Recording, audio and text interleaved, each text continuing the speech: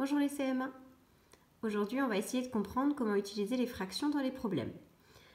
Alors, je vais vous donner la méthode, puis après vous essayerez de faire l'exercice tout seul sur la rue des fractions. Donc, voici des œufs en chocolat que des enfants ont trouvés dans un jardin. Et il y a plusieurs enfants, Emma, Lucas, Samy, qui ont mangé une partie des œufs. Donc, on va essayer de comprendre comment faire pour trouver leur nombre d'œufs mangés. On commence par Emma. Emma, elle dit qu'elle en a trouvé un demi. Donc, on nous demande de partager en combien? Un demi, c'est le dénominateur qui nous indique en combien partager. Donc, c'est 2. Ici, il va falloir partager en 2. Un demi, c'est la moitié. Alors, soit vous entourez la moitié des œufs, on peut commencer comme ça, soit on comprend tout de suite avec le calcul. Voilà. Je prends l'ensemble de mes œufs, une unité complète. Il y en a 32 en tout. Je partage en 2. Et donc 32 partagé en 2, ça va faire 16 de chaque côté. Puisqu'Emma en a mangé un demi, on prend une part. Et on sait combien elle a mangé d'œufs. Elle en a mangé 16. Essayons avec la suite. Lucas dit qu'il en a trouvé un quart. Il doit donc prendre combien d'œufs? On fait la même démarche. On partage en 4 les œufs. Alors, soit on le fait sur le schéma si on n'a pas bien compris. On partage en 4 parts égales les œufs. Soit on utilise directement le petit calcul. Alors, il y en a un quart. Je dessine l'ensemble de mes œufs. Je sais qu'il y en a 32. En combien est-ce que je dois partager? C'est le dénominateur qui m'indique ça.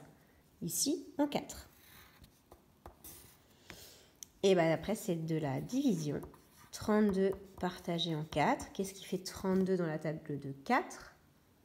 C'est 8. Donc ça veut dire que dans chaque part, je vais en avoir 8. Si tu as fait sur le schéma, tu dois trouver la même chose.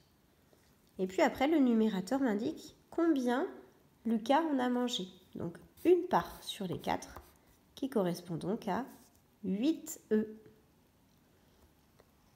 Dernier exemple avec Samy, qui lui n'en a trouvé que 1/8.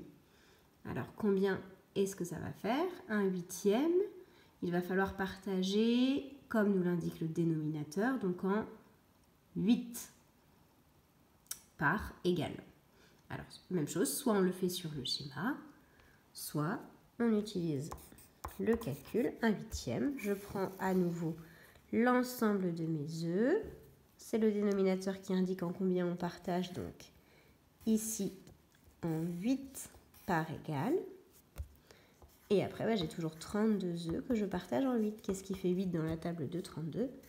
Qu'est-ce qui fait 30 dans la table de 8? Pardon, c'est 4. Donc dans chaque part, j'ai 4 œufs. Samy en a trouvé 1/8, donc je prends une part sur les 8 qui correspond à 4 œufs. Samy en a trouvé 4. Et la dernière question. En une semaine, les enfants ont mangé 3/4 des œufs en chocolat. Donc ça veut dire qu'ils en ont mangé combien et combien est-ce qu'il en reste? Alors, cette fois, on va utiliser forcément le schéma. Ce qui nous intéresse, c'est la fraction 3/4. On reprend à nouveau l'ensemble des œufs, l'unité complète. Il y en avait 32. Ici, on nous demande de partager en 4 parts égales. On l'a déjà fait tout à l'heure, partager en 4 parts égales, c'était 8 dans chaque part. Sauf qu'ici, on nous demande de prendre 3 quarts. Donc, on colorie 3 quarts. Ça veut donc dire que les enfants ont mangé 8 plus 8 plus 8. 8 fois 3, 24 œufs